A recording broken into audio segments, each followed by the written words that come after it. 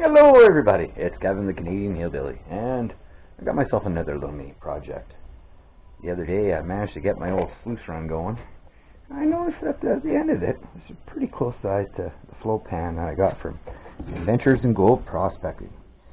So my plan is I'm going to see if I can remove the handle and attach it to the sluice run here to increase the sluice run length, which would give me a longer run time and more gold capture zones. So that's the plan for the day.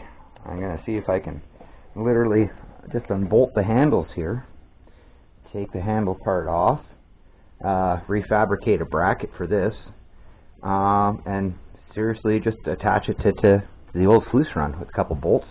It'd be even nice if I could just do the one bolt and just hinge it right up. And then when I fold up everything, it'd be a nice little tight rectangle. So the plan goes. So yeah, the first thing I'm going to do is remove the handles off the flow pan and take it from there. And so I'll catch up to you as this goes. Shouldn't be too bad of a project, I'm thinking. I might have to shim it up with a small piece of sheet metal, maybe even a chunk of aluminum that I have kicking around. Just because it's 6 5/8 across in the base here, and this is a perfect 6 inches. Paul makes stuff just So hopefully this works out well, and I can get this done, because extra sluice length means more gold, and more gold means, well, more gold. So thanks for watching on this part of it, and I'm going to keep on trucking. See you in a little bit. Bye. Hey everybody, I got the handles removed. I put the fasteners back in where they go, so that way I can rebuild everything. Let's have a little look at this little sluice run here.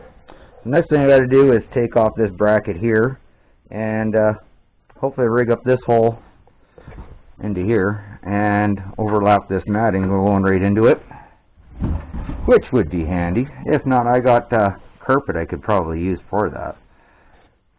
This has micro V-mat, a layer of miner's moss. Going to look pretty good. In fact, I'm going to put it in this way, so that way the flow goes across over this way over the expanded metal. So this is the side I'm going to remove. I might have to make another bracket for this guy so it sits flat, which isn't a big deal. But every little fastener I'm taking off this I'm saving, because Paul, if you're watching this, I apologize if you find me butchering up your gear, because you make some damn fine stuff, and I'm very conflicted in doing this, but I need to get a high banker running, and I need some gold this year. Especially, it's more important now than ever. So that's where we're at. Got the handles off, and time to see if I can match this up into here. Now I know it's going to be... Oh, look at that. Jesus Christ. Ooh, she won't need much of a shim at all. Just a little bit on each side. That's it. Which I got little chunks of aluminum set aside for that. This is going to be an easier build than I figured. And then I'll be able to bolt the hole through the wall here and hopefully just be able to... Oh no, I won't be able to. Shoot, it's going to have to hang out. Dang nugget. And also I got to make room for where this goes back down too. Which I should just stick that back in there and mark it so I know exactly how far I can go. Like I said, this thing is a pretty, dang, pain in the arse. So I'd have to trim down the wall of this little sluice box. Trim off this last little riffle. Leave these hangers in there. Yeah, it's going to be a interesting process. Where's that Sharpie? Just put it back already. I think I did. I put it away. Nope, it's floating around here somewhere. God dang nugget. Where did I put the darn thing? Oh boy. Sharpie! Yoo-hoo! Sharpie! Come here! Oh man. I got my metal all marked out here. I got the same thing on the other side. I'm going to lay this thing flat, cut it out, and this little guy should just fit right on in there. That's one cut completed. Knock that out. I can probably clean that up a smidge with a file. I'm going to flip this guy over and do up the other side. Okay, so I got both sides all cut out now. I filed up the little rough spots. This guy should just... Oh yeah. Sweet. That's where she's going to sit. I'm going to have to notch out a little spot for where this little bolt goes on the bottom here, in the bottom of the sluice. That way she sits a little bit more flush. And then, yeah, I'm going to make a plate that will go underneath the carpet. And then I got to shim up each side because there's just a little bit of a gap in between there. But that's not a bad deal. I got some little chunks of aluminum I got saved away from when I put the windows in the trailer, so that's what I'm going to build up my shim with. And the plate should just ride right in there, and all the gold should just go right up over top of the plate because it'll be tucked underneath the carpet. So I'm thinking this just might work for a fella. As long as I can maintain the same angle coming out of here. That's why I'm worried about is having a flat lining going across the bottom of this. So in order to do that, I might actually just take these legs off, put everything flat, and then drill it while it's flat on the ground. I think that might be the best option. Yeah, so that I could just wrangle in a pair of sawhorses in here, just put this on top of the sawhorses, a 2x6 underneath of it, and do it like that. And I'm not hunched on the ground. Yep, that's the plan. I'm going to grab 2 sawhorses. I like the 2x6 or 2 2x4s and stick them underneath here. And run this out. Actually, I think I got 2x6 in here, so that'll work out really good. So that's the plan for now. Shoot, if I do that way, I don't even have to take the legs off. Hell yeah, this is just getting better and better. Alright, now to figure out where this little fella is down here for the bolt. Notch that out just a smidge. I could probably get away just doing that with a file. I think it's actually just... aluminum is nice and soft. You can actually see where it's marking it out right there. So there we go. I got a little half-round file here. And I'm going to turn this off so that way I don't have to torture you guys with the noise of a file, because files are loud. Even a die grinder might be a better way to go. Yeah. Okay, here is the update. I'm going to use the brackets that came with the flow pan to drill the holes in the side here. I got everything all kind of matched up. Everything looks good here and there. So I'm going to drill these out, and the bolts for the handles should just plunk right into place. My only worry is I might have to trim this back some. And hopefully I have enough here to keep this riffle intact. I might have to put it on a bit of a 45. That's the reason why I moved it ahead. As long as I have enough iron or aluminum here to hold this hole, I'll be a happy camper. This thing, it's a pretty heavy little caboose, and especially once you get material and weight on it, she's going to add to it. The only other option I got is I could put a support bar underneath of everything here, because there is a bolt down here that holds the mat in place, and there's other little fasteners on the bottom of the flow pan, and I could just put a piece of metal going all the way down across the bottom of it, but that's more weight that I'd rather not be dealing with, but I do have lots of little pieces of metal. In fact, I think I even got some aluminum kicking around here, which would be perfect for the job. I don't know if it's long enough, though. So, that's where I'm at, and I'll keep you guys posted. Let's drill some holes. Alright, everybody. So I got my shims made up, little bits of Teflon here. Everything kind of just roughly lines up, and I'm going to put the bolts in here and button this in. Now I got to figure what's going on with this guy, and then some sort of a metal flap to go on top of this, so that way we got a bit of a ramp coming up here. Looking pretty darn good. That should be a nice looking little high banker. One thing that was bad about this guy before is the water would come off here and move all the dirt here, and you're constantly sinking your front end of your sluice box. So hopefully this will work out a little bit better for a guy, and that's like an extra 1.5 feet, a little almost 2 feet of capture zone. And it's got the micro V, miner's moss, and expanded metal on top of it. It's going to be awesome. This thing will actually might work out pretty good for a fella. It's a bit of an evil thing to get around these pop rivets and sliding this thing down, but that's kind of the way she goes. One of these days, I don't know what I'm going to do, because I might have to change these pop rivets out, and I don't like that idea. This thing, it's a nice little machine, but it was bastardized, you know what I mean? There was some things added on to it, you know what I mean? Like, It's like one sluice box got added to it, and more stuff got added to it, and it's a monstrosity. But it's gonna hopefully work for a fella. Alright, I got the shims in there, I got the bolts in there. Thing is, I got to trim this bracket back just a smidge to allow it to go in there. And this is kind of welded in there, so this is going to get interesting for a fella. So, yeah. Hopefully I don't have to take it all the way back. But what I'm hoping I can do is trim this to here and squish it in just a smidge.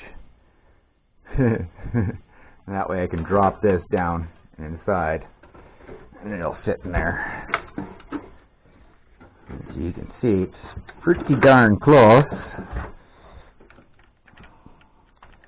And I gotta still do up the other side here yet too, so once I get that all figured out, then I'm gonna work on this plate to hold this down and a little ramp for this. And the carpet should run up over top of that, and it's gonna be a good looking little system, I think. Ta-da, ladies and gentlemen. We got the little mini high banker extension on there. Doesn't that look pretty fucking sweet, eh? I'm looking forward to playing with this little feller. Oh man, turned out real good looking. I did end up losing one of the riffles on here because I had to trim this piece back quite considerably, just that way I can swing it up and down because it pivots back over there. But I got everything back together. Looking pretty darn good. Yeah. There. Oh, this stays put. I'll be a happy camper. Yeah, all back together, ready for some dirt. Pretty good looking little build. Pretty happy the way that turned out. The water before used to trickle down here and erode the feet, so now it has an extra bit of length to shoot out. Turned out pretty good. Here's that little riffle I ended up losing off of there. I tried to weld it on there with some aluminum. Didn't work so good with me. I'll just throw that into the garbage can and calling this guy done. I'm looking forward to taking it out and giving it a little test drive. Look at all the different separation zones, right? You got different stuff here everywhere. So you got a little riffle here, riffles here, expanded, onto bigger expanded. This thing's going to be a pain in the butt to clean out. You got carpet up here with riffles. There's a lot of different capture zones in this whole machine, so it's going to be a pain in the butt to do a clean out, but I'll be able to run quite a bit of material through it before the bottom mat gets totally plugged up. So I'm going to be looking forward to that. And you can always put a pan down the bottom there to catch your stuff. And the chute, she's a good ways away from the feet, so when that water runs down, it ain't going to erode the base of the feet. My only problem is coarse tailings might end up landing on here. That's the only issue I got to worry about now. Now, how am I going to deal with that? Yeah. Coarse tailings. How am I going to deal with that? 'Cause that's all going to land right down on the bottom sluice run. That's no good. Well, for now it's okay, but I don't know about that in the long run. One of those things I didn't really have a good look at. I almost need to put a deflector sheet in here, shoot all the stuff off to one side. Oh boy, just when you thought you were done, you're not. Great. Oh boy. Yeah.